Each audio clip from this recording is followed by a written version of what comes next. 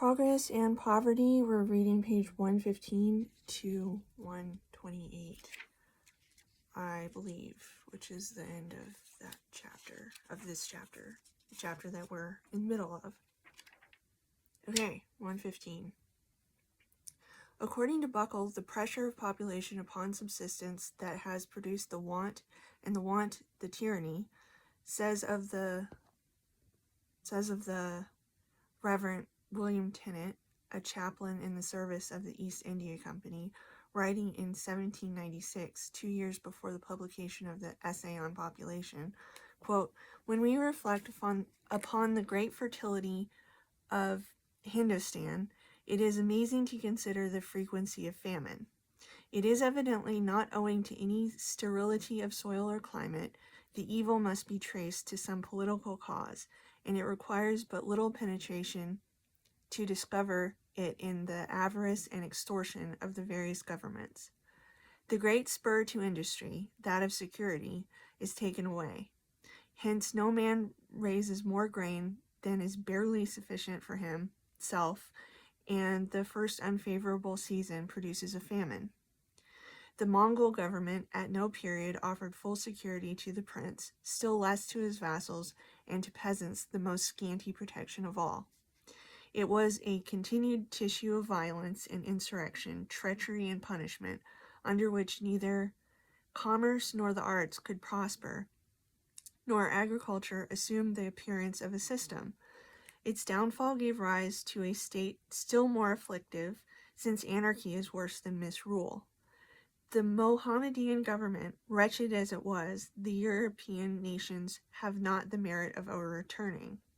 It fell beneath the weight of its own corruption, and had already been succeeded by the multifarious tyranny of petty chiefs, whose right to govern consisted in their treason to the state, and whose exactions on the peasants were as boundless as their avarice. The rents to government were, and where natives rule still are, levied twice a year by a merciless banditti under the semblance of an army, who wantonly destroy or carry off whatever part of the produce they may satisfy their caprice or satiate their avidity, after having hunted the ill-fated peasant from the villages to the woods. Any attempt of the peasant to defend their persons or property within the mud walls of their villages only calls for the more signal vengeance on those useful but ill-fated mortals. They are then surrounded and attacked with musketry and field pieces till resistance ceases, when the survivors are sold and their habitations burned and leveled to the ground. Hence you will frequently meet with the riots gathering up the scattered remnants of what had yesterday been their habitation, if fear has permitted them to return. But oftener, the ruins are seen smoking after a second visitation of this kind, without the appearance of a human being to interrupt the awful silence of destruction. This description does not apply to the Mohammedan chiefs alone. It is equally applicable to the Rajas in the districts governed by the Hindus. That's the end of that quote. To this merciless rapacity, which would have produced want and famine were the population but 1 to a square mile, and the land a Garden of Eden, succeeded in first era of British rule in India as merciless a rapacity backed by a far more irresistible power, says Macaulay on his essay on Lord Clive. Quote, enormous fortunes were rapidly accumulated at Calcutta, while millions of human beings were reduced to the extremity of wretchedness. They had been accustomed to live under tyranny, but never under tyranny like this. They found the little finger of the company thicker than the loins of the Siraj Dowlah. It resembled the government of evil genii rather than the government of human tyrants. Sometimes they submitted in patient misery. Sometimes they fled from the white man as their fathers had been used to fly from the Maharata, and the palanquin of the English traveler was often carried through silent villages and towns that the report of this approach had made desolate. That's the end of that passage. Upon horrors that Macaulay thus but touches, the vivid eloquence of Burke throws a stronger light. Whole districts surrendered to the unrestrained cupidity of the worst of humankind. Poverty-stricken peasant fiendishly tortured to compel them to give up their little hordes, and once populous tracts turned into deserts. But the lawless license of early English rule has been long restrained. To all the vast population, the strong hand of England has given a more than Roman peace. The just principles of English law have been extended by an elaborate system of codes and law officers designed to secure to the humblest of these abject peoples the rights of Anglo-Saxon freemen. The whole peninsula has been intersected by railways, and great irrigation works have been constructed. Yet, with increasing frequency, famine has succeeded famine, raging with greater intensity over wider areas. Is not this a demonstration of the Malthusian theory? Does it not show that no matter how much the possibilities of subsistence are increased, population still continues to press upon it? Does it not show, as Malthus contended, that to shut up the sluices by which superabundant population is carried off is but to compel nature to open new ones, and that unless sources of human increase are checked by prudential regulation, the alternative of war is famine? This has been the orthodox explanation, but the truth, as may be seen in the facts brought forth in recent discussions of Indian affairs in the English periodicals, is that these famines, which have been and are now sweeping away the millions, are no more due to the pressure of population upon the natural limits of subsistence than was the desolation of the Carnatic when Hyder Ali's horsemen burst upon it in a whirlwind of destruction. The millions of Indians have bowed their necks beneath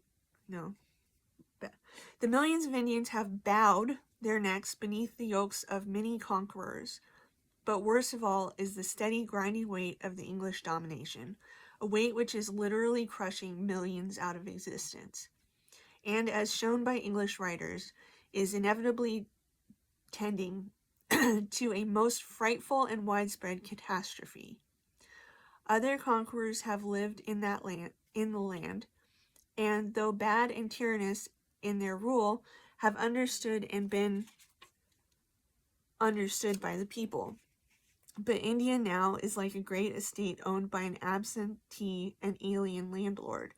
A most expensive military and civil establishment is kept up, managed and officered by Englishmen who regard India as but a place of temporary exile, and an enormous sum, estimated at least 200,000 annually, I don't know, it's pounds 20,000,000 annually, raised from a population where laborers are in many places glad in good times to work for 1.5D to 4D a day. I don't know if that is the same currency, but whatever. Maybe it's pounds, 1.5 to 4 pounds a day, is drained away from England in the shape of remittances, pensions, home charges of the government, etc., a tribute for which there is no return. The immense sums lavished on railroads have, as shown by the returns, been economically unproductive. The great irrigation works are for the most part costly failures. In large parts of India, the English, in their desire to create a class of landed proprietors, turned over the soil in absolute possession to hereditary tax gatherers who rack rent the cultivators most mercilessly. In other parts where the rent is still taken by the state in the shape of a land tax, assessments are so high and taxes are collected so relentlessly as to drive the ryots, who get but the most scanty living in good seasons, into the claws of moneylenders, who are, if possible, even more rapacious than the zemindars. Upon salt, an article of prime necessity everywhere, and of especial necessity where food is almost exclusively vegetable, a tax of nearly 1,200% is imposed, so that its various industrial uses are prohibited, and large bodies of the people cannot get enough to keep either themselves or their cattle in health. Below the English officials are a horde of native employees who oppress and extort. The effect of English law, with its rigid rules and, to the native, mysterious proceedings, has been but to put a potent instrument of plunder into the hands of the native moneylenders, from whom the peasants are compelled to borrow on the most extravagant terms to meet their taxes, and whom they are easily induced to give obligations of which they know not the meaning. We do not care for the people of India, writes Florence Nightingale, with what seems like a sob. The saddest sight to be seen in the East, nay, probably in the world, is the peasant of our Eastern Empire. And she goes on to show the causes of of the terrible famines in taxation which takes from the cultivators the very means of cultivation, and the actual slavery to which the ryots are reduced as, quote, the consequences of our own laws, end quote, producing in, quote, the most fertile country in the world a grinding, chronic semi-starvation in many places where what is called famine does not exist. The famines which have been devastating India, says H.M. Hindman, quote, are in the main financial famines. Men and women cannot get food because they cannot save the money to buy it. Yet we are driven, so we say, to tax these people more. And he shows how, even from famine-stricken districts, food is exported in payment of taxes, and how the whole of India is subjected to a steady and exhausting drain, which, combined with the enormous expenses of government, is making the population year by year poorer. The exports of India consist almost exclusively of agricultural products. For at least 1/3 of these, as Mr. Hindman shows, no return whatever is received. They represent tribute, remittances made by Englishmen in India, or expenses of the English branch of the Indian government. And for the rest, the return is for the most part government stores or articles of comfort and luxury used by the English masters of India. He shows that the expenses of government have been enormously increased under imperial rule, that the relentless taxation of a population so miserably poor that the masses are not more than half fed is robbing them of their scanty means for cultivating the soil, that the number of bullocks and Indian draft animal is decreasing, and the scanty implements of culture being given up to moneylenders, for whom, quote, we as a business people are forcing the cultivators to borrow at 12, 24, 60% to build and pay the interest on the cost of vast public works which have never paid nearly 5%, says Mr. Hindman. The truth is that Indian society as a whole has been frightfully impoverished under our rule, and that the process is now going on at an exceedingly rapid rate, a statement which cannot be doubted in view of the facts presented not only by such writers as I have referred to, but by Indian officials themselves. The very efforts made by the government to alleviate famines do, by the increased taxation imposed, but intensify and extend their real cause.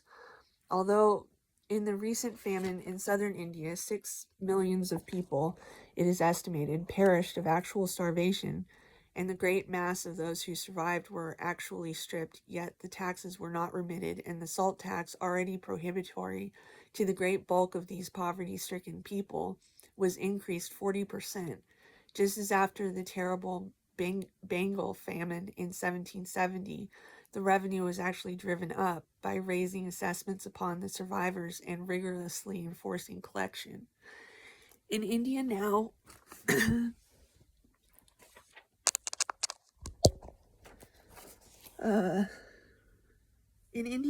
as in India in past times, it is only the most superficial view that can attribute want and starvation to pressure of population upon the ability of the land to produce subsistence.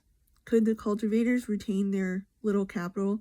Could they release from the drain, which even in non-famine years reduces great masses of them to a scale of living not merely below what is deemed necessary for sepoys, but what English humanity gives to the prisoners in the jails. Reviving industry, assuming more productive forms, would undoubtedly suffice to keep much greater population, but are still in India great areas uncultivated, vast mineral resources untouched, and it is certain that the population of India does not reach, as within historical times it never has reached, the real limit of the soil to furnish subsistence, or even the point where the power begins to decline with the increasing drafts made upon it. The real cause of want in India has been, and yet is, the rapacity of man, not the niggardliness of nature. What is true of India is true of China. Densely populated as China is in many parts, that the extreme poverty of the lower classes is to be attributed to causes similar to those which operated in India, and not to too great population, is shown by many facts.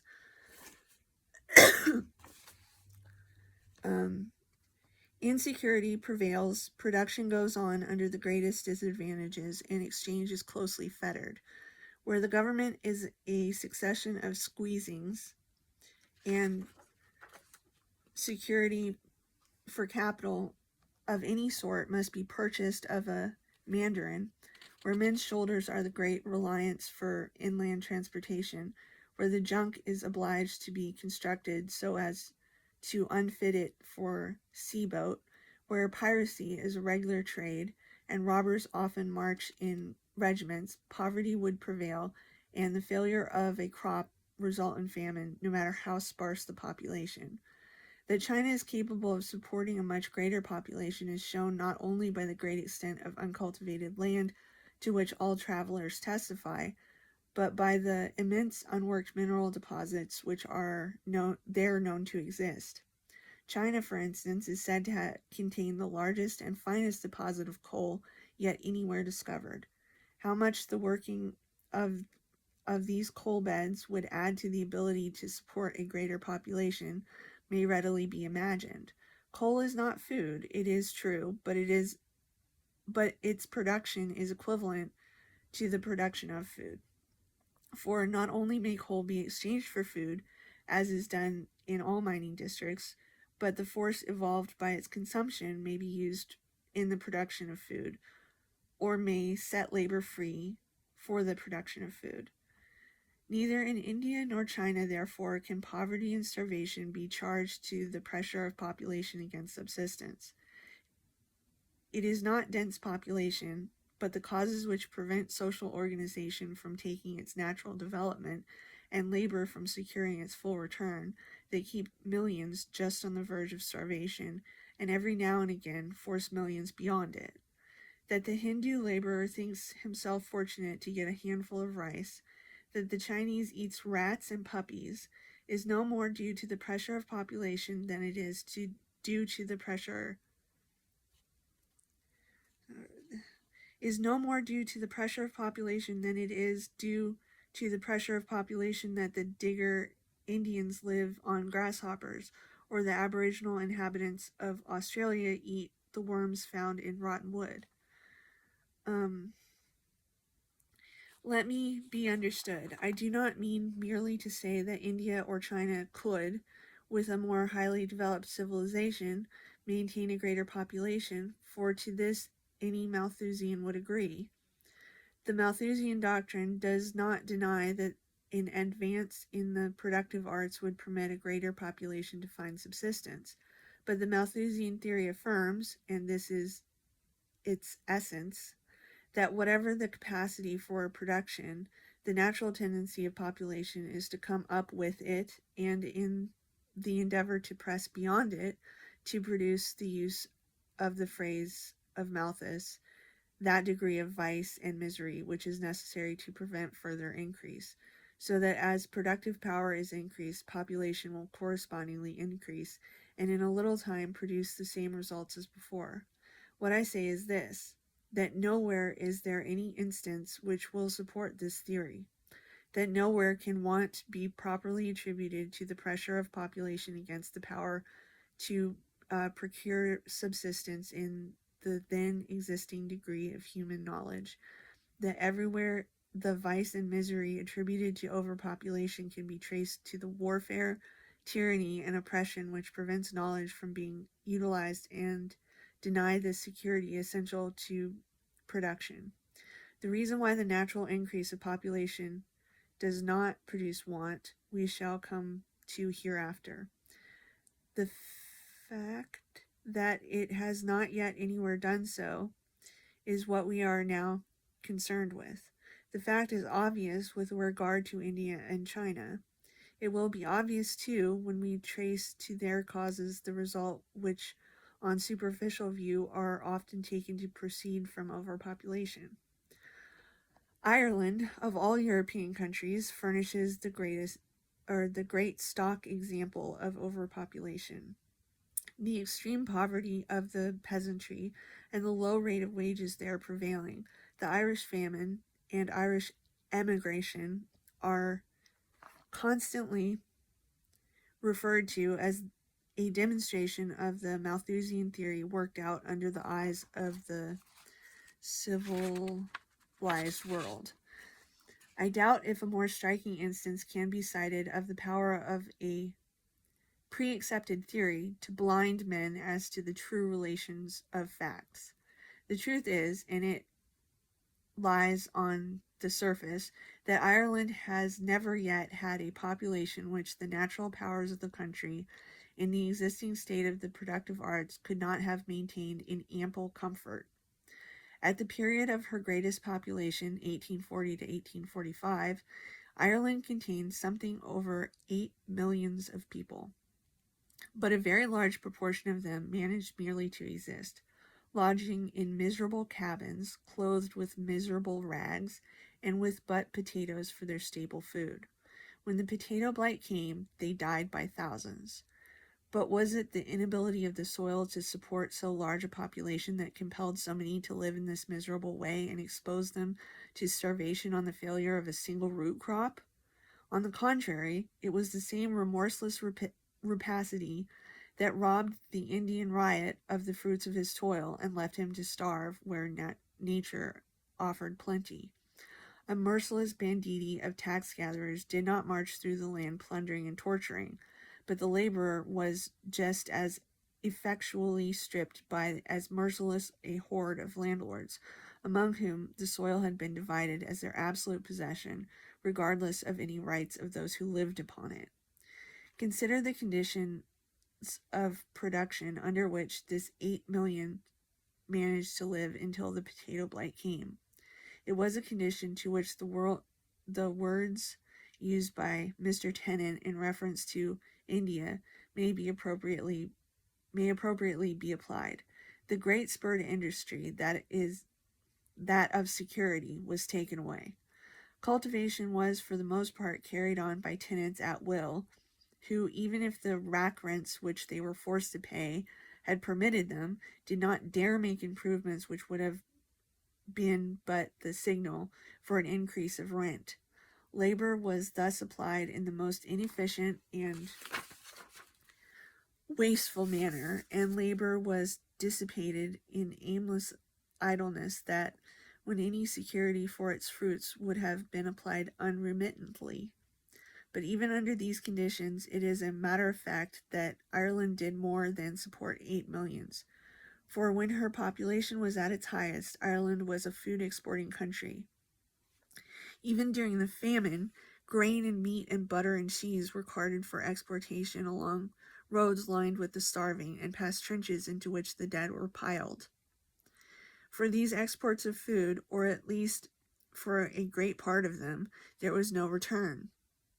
So far as the people of Ireland were concerned, the food thus exported might as well have been burned up or thrown into the sea or never produced. It went not as an exchange, but as a tribute, to pay the rent of the absentee landlords, a levy wrung from the producers by those who in no wise contributed to production. Had this food been left to those who raised it, had the cultivators of the soil been permitted to retain and use the capital their labor had produced, had security stimulated industry and permitted the adoption of economical methods, there would have been enough to support in bounteous comfort the largest population Ireland ever had, and the potato blight may have come and gone without stinting a single human being of a full meal. For it was not the imprudence of, quote, the Irish peasants, as English economists coldly say, which induced them to make the potato the staple of their food. Irish emigrants, when they can get other things, do not live upon the potato, and certainly in the United States have the prudence of the Irish character in endeavoring to lay by something for a rainy day is remarkable. They lived on the potato because rack rents stripped everything else from them. The truth is that their poverty and misery of Ireland have never been fairly attributed to overpopulation. McCulloch, writing in 1838, says in note 4 to The Wealth of Nations, quote, "The wonderful density of population in Ireland is the immediate cause of the abject poverty and depressed condition of the great bulk of their people. It is not too much to say that there are at present more than double the persons in Ireland it is, with its existing means of production, able either to fully employ or to maintain in a modern state of comfort." End quote. As of 1841, the population of Ireland was given as 8,175,124. We may set it down in 1838 as about 8 millions. Thus, to change McClintock's negative into an affirmative, Ireland would, according to the overpopulation theory, have been able to employ fully and maintain in a moderate state of comfort something less than 4 million persons. Now, in the early part of the preceding century, when Dean Swift wrote his modest proposal, the population of Ireland was about 2 millions. As neither the means nor the arts of production have perceptibly advanced in Ireland during the interval, then, if the abject poverty and depressed condition of the Irish people in 1838 were attributed to overpopulation, there should, upon McClintock's own admission, have been in Ireland in 1727 more than full employment and much more than a moderate state of comfort, for the whole of 2 millions. Yet, instead of this being the case, the abject poverty and depressed condition of the Irish people in 1727 were such that, with burning, blistering irony, Dean Swift proposed to relieve surplus population by cultivating a taste for roasted babies, and bringing yearly to the shambles as dainty food for the rich 100,000 Irish infants. It is difficult for one who has been looking over the literature of Irish misery, as while writing this chapter I have been doing, to speak in decorous terms of the complacent attribution of Irish want and suffering to overpopulation, which is to be found even in the works of such high-minded men as Mill and Buckle. I know of nothing better calculated to make the blood boil than the cold accounts of the grasping, grinding tyranny to which the Irish people have been subjected, and to which, and not to any inability of the land to support its population, Irish pauperism and Irish famine are to be attributed. And were it not for the enervating effect which the history of the world proves to be everywhere the result of abject poverty, it would be difficult to resist something like a feeling of contempt for a race who, stung by such wrongs, have only occasionally murdered a landlord. Whether overpopulation ever did cause pauperism and starvation may be an open question, but the pauperism and starvation of Ireland can no more be attributed to this cause than can the slave trade be attributed to the overpopulation of Africa, or the destruction of Jerusalem to the inability of subsistence to keep pace with reproduction. Had Ireland been by nature a grove of bananas and breadfruit, and her coast been lined by guano deposits of the chinchas, and the sun lower latitudes warmed into more abundant life, her moist soil, the social conditions that have prevailed there would still have brought forth poverty and starvation. How could there fail to be pauperism and famine in a country where rack rents wrested from the cultivator of the soil all the produce of his labor except just enough to maintain life in a good season, where tenure at will forbade improvements and removed incentive to any but the most wasteful and poverty-stricken culture, where the tenants dared not accumulate capital even if he could get it for fear of the landlord would demand it in rent, where in fact he was an abject slave who, at the nod of a human being like himself, might at any time be driven from his miserable mud cabin, a houseless, homeless, starving wanderer, forbidden even to pluck the spontaneous fruits of the earth or to trap a wild hare to satisfy his hunger. No matter how sparse the population, no matter what the natural resources, are not pauperism and starvation necessary consequences in a land where the producers of wealth are compelled to work under conditions which deprive them of hope, of self-respect, of energy, of thrift, where absentee landlords drain away without return at least a fourth of the net produce of the soil, and when, besides them, a starving industry must support resident landlords with their horses and hounds, agents, jobbers, middlemen, and bailiffs, an alien state church to insult religious prejudices, and an army of policemen and soldiers to overawe and hunt down any opposition to the iniquitous system. Is it not impiety far worse than atheism to charge upon natural laws misery so caused? What is true in these three cases will be found upon examination true of all cases. So far as our knowledge of facts goes, we may safely deny that the increase of population has ever yet pressed upon subsistence in such a way as to produce vice and misery. That increase of numbers has ever yet decreased the relative production of food. The famines of India, China, and Ireland can no more be credited to overpopulation than the famines of sparsely populated Brazil. The vice and misery that come of want can no more be attributed to the niggardliness of nature than can the 6 million slain by the sword of Genghis Khan, Tamerlane's pyramid of skulls, or the extermination of the ancient Britons, or of the aboriginal inhabitants of the West Indies. That's the end of book 2, page 128.